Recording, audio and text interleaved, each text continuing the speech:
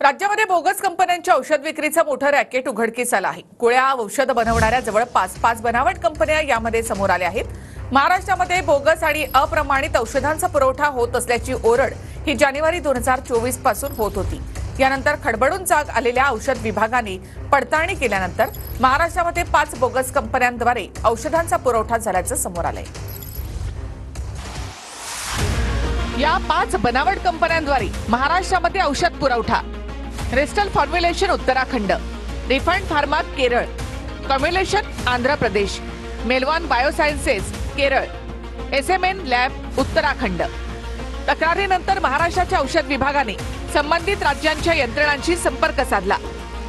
त्या संबंधित पत्त्यावर अशा कोणत्याही कंपन्या नसल्याचं समोर आलं। या कंपन्यांच्या नावाने नेमकं कोण औषधं देत होतं हा प्रश्न अनुत्तरी।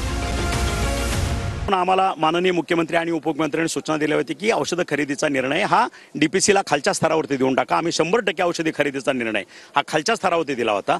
मला वाटतं त्याची अजून त्याच्या खोलात जाऊन त्याची चौकशी केली जाईल आणि त्याच्यावरती योग्य ती कारवाई केली जाईल। आमची अशी मागणी असेल की FIR मध्ये फक्त औषध विक्रेत्या कंपन्याच नाही तर या कंपन्यांना सर्टिफाईड करणारे धर्मराव बाबा आत्राम आणि या कंपनीकडून टेंडर पारित करून देणारे तत्कालीन आरोग्य मंत्री तानाजी सावंत या दोघांनाही सह आरोपी केलं जावं। यासाठी आम्ही दुहेरी लढाई लढणार।